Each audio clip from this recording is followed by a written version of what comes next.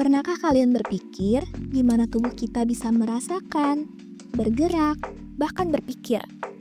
Semua itu terjadi berkat jaringan paling canggih di tubuh manusia, yaitu sistem saraf.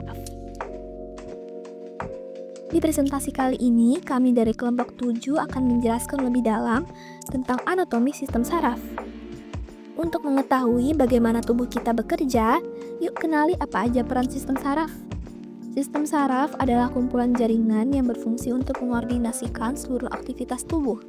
Di antaranya adalah berjalan, berbicara, menelan, berpikir, merespons keadaan darurat, dan mengingat.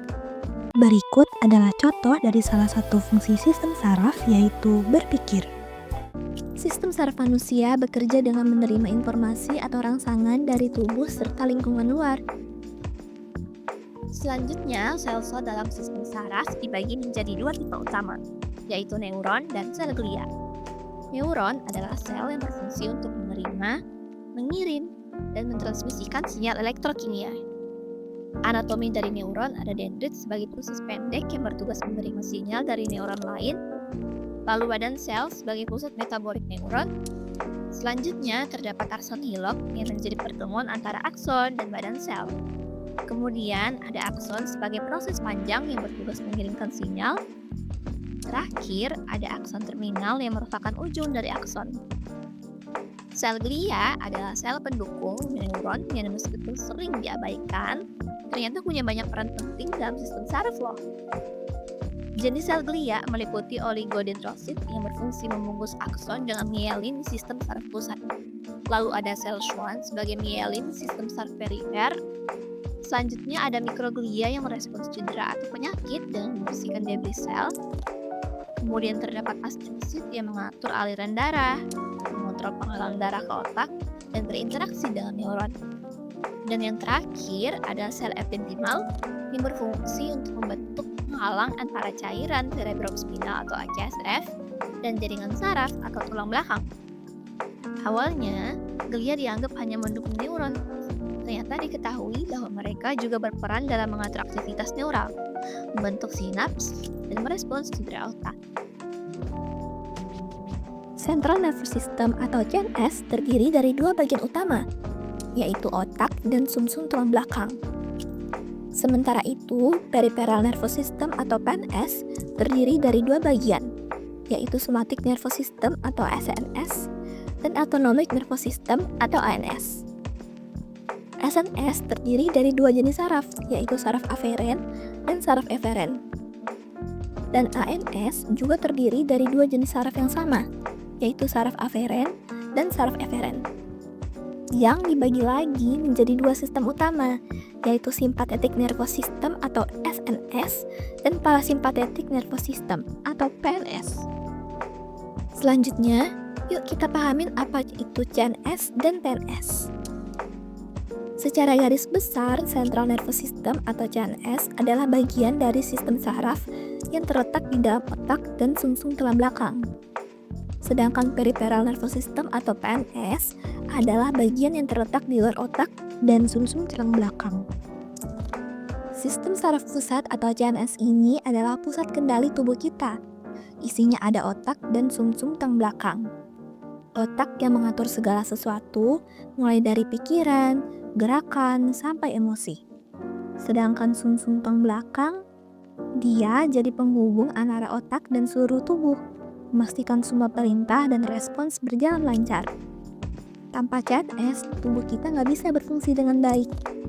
Sekarang, kita fokus ke otak, bagian utama dari sistem saraf pusat. Otak ini terbagi jadi tiga bagian utama.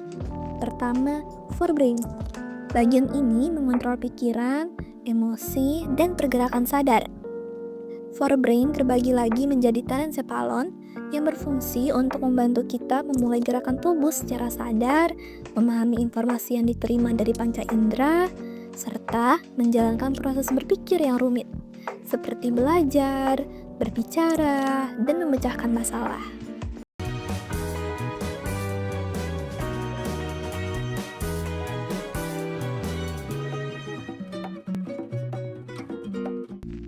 Ada juga diencephalon yang merupakan bagian dari forebrain. Bagian ini terdiri dari talamus dan hipotalamus yang berfungsi mengatur sensorik serta keseimbangan hormon. Sedangkan midbrain bertugas sebagai pusat koordinasi sensorik dan gerakan.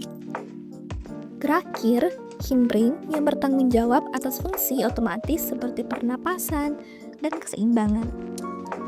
Hindbrain terbagi lagi menjadi medula, oblongata, pons, dan cerebellum. Medula oblongata berfungsi untuk mengatur pernapasan dan detak jantung. Pons dan cerebellum berperan dalam keseimbangan dan koordinasi gerak. Nah, semua bagian ini bekerja sama untuk memastikan tubuh kita bisa berfungsi dengan baik setiap saat. Cerebrum atau otak besar adalah bagian utama dari sistem saraf pusat atau CNS yang ngatur hampir semua aktivitas kita, mulai dari berpikir, mengingat, sampai gerakan tubuh. Otak ini dibagi jadi beberapa lobus, masing-masing punya tugasnya sendiri. Lobus frontal buat mikir, ambil keputusan dan gerak. Lobus parietal ngolah informasi sensorik kayak rasa sakit atau sentuhan. Lobus temporal bantu dalam pendengaran dan memori. Sementara lobus occipital berfokus pada penglihatan. Nah, semua bagian ini kerja bareng biar tubuh bisa berfungsi dengan lancar. Basal ganglia itu kayak tim kecil di otak yang ada di bawah korteks cerebrum dan di samping talamus. Mereka ini punya peran penting buat ngatur gerakan tubuh kita. Di dalam basal ganglia ada beberapa bagian penting, yaitu nucleus caudat, putamen, globus pallidus, dan substantia nigra. Bagian-bagian ini kerja bareng buat bantu kita gerak dalam lancar. Fungsi utama basal ganglia adalah ngontrol gerakan tubuh. Mereka nih kayak filter buat sinyal dari otak ke otot. Jadi, otak kasih sinyal ke basal ganglia. Terus mereka bantu mutusin apakah gerakan itu perlu diperkuat atau justru dikurangi, supaya lebih halus. Nah, kalau basal ganglianya rusak, gerakan tubuh bisa jadi nggak terkontrol, kayak gemeter, kaku, atau malah susah gerak. Makanya, bagian otak ini penting banget buat aktivitas kita sehari-hari. Sistem limbik adalah bagian otak yang ngatur emosi, motivasi, kebiasaan, dan memori. Bagian ini bikin kita bisa merasa senang, marah, takut, lapar, atau haus, serta bereaksi terhadap lingkungan sekitar. Di dalamnya ada beberapa bagian penting. Talamus bekerja sebagai pusat informasi dari panca indera dan bantu memori serta emosi. Hipotalamus menghasilkan hormon yang mengatur rasa lapar, haus, dan suhu tubuh. Hipokampus berperan dalam membentuk ingatan baru. Sedangkan amigdala mengontrol respon emosi, terutama rasa takut dan marah. Kalau sistem yang bikin terganggu, kita bisa jadi lebih mudah cemas, sulit fokus, atau susah ingat sesuatu. Otak tengah punya peran penting buat ngatur gerakan mata, gerak tubuh, serta meneruskan informasi yang berkaitan dengan penglihatan dan pendengaran. Jadi, bagian ini bikin kita bisa melihat, mendengar,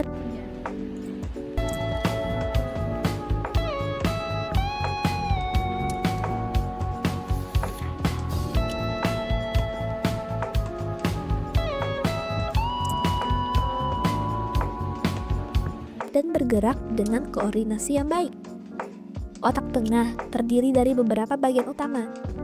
Rektum yang berfungsi dalam penglihatan dan pendengaran melalui colliculus superior yang buat mata, dan colliculus inferior yang buat telinga. Tegmentum membantu kita tetap waspada dan mengontrol gerakan tubuh. Ada juga substantia nigra, bagian dari basal ganglia yang berperan dalam produksi dopamin. Kalau bagian-bagian ini rusak, bisa menyebabkan gangguan gerakan seperti penyakit Parkinson. Otak belakang itu bagian penting yang ngatur keseimbangan, gerakan, dan fungsi otomatis tubuh, kayak napas dan detak jantung. Kalau bagian ini nggak bekerja dengan baik, bisa bikin gerakan jadi nggak stabil, atau bahkan gangguan serius pada tubuh. Bagian pertama adalah pons, yang jadi jembatan komunikasi antara otak dan tubuh. Pons juga berperan dalam gerakan wajah dan beberapa fungsi sensorik. Lalu ada medula, yang jadi pusat kontrol buat nafas, detak jantung, dan refleks otomatis seperti batuk atau bersin. Terakhir, ada cerebellum, bagian yang bikin kita bisa bergerak dengan halus dan seimbang. Tanpa cerebellum yang berfungsi baik, jalan bisa goyang, gerakan jadi kaku, dan keseimbangan tubuh pun terganggu. Jadi, otak belakang ini super penting buat memastikan tubuh tetap bisa bergerak dengan baik dan fungsi vitalnya juga berjalan lancar. Selain otak, bagian penting lain dari sistem saraf pusat adalah sumsum tulang belakang. Ini berfungsi sebagai jalur komunikasi utama antara otak dan seluruh tubuh. Sumsum tulang belakang mengirimkan sinyal sensorik dari tubuh ke otak dan sinyal motorik dari otak ke otot. Selain itu, sumsum tulang belakang juga berperan dalam refleks otomatis, seperti saat kita menarik tangan dari benda panas tanpa berpikir. Dengan kata lain, ini adalah pusat lalu lintas informasi yang menjaga tubuh kita tetap responsif terhadap lingkungan. Sistem saraf tepi atau PNS ini tuh kayak jaringan komunikasi yang nyambungin otak dan sumsum tulang belakang ke seluruh tubuh. PNS ada dua bagian utama, sistem saraf somatik dan sistem saraf otonom. Sistem saraf somatik ini tuh yang bikin kita bisa ngerasain sentuhan, nyeri, atau suku, terus ngasih sinyal ke otak. Dia juga yang ngatur gerakan otot-otot kita, kayak pas jalan atau ambil sesuatu. Nah, kalau sistem saraf otonom itu yang kerja otomatis tanpa kita sadarin. Contohnya, jantung tetap berdetak, pernapasan jalan terus, atau pencernaan tetap bekerja. Jadi, sistem ini tuh yang pastiin tubuh kita tetap stabil tanpa kita harus mikirin setiap prosesnya. Di dalam sistem saraf otonom atau ANS, ada dua tipe saraf eferen yang tugasnya ngirim sinyal dari otak ke organ. Saraf parasimpatis lebih ke mode chill alias santai, bikin detak jantung melambat, pupil mengecil, dan pencernaan lancar. Sementara itu, saraf simpatis aktif pas tubuh lagi butuh respon cepat, kayak pas stres atau panik. Ini yang bikin jantung mengedekan tadi, pupil melebar juga, dan pencernaan jadi melambat. Intinya itu ya, dua sistem ini kerja bareng lagi buat jaga keseimbangan tubuh. Satu buat tenang, dan satunya lagi buat siaga.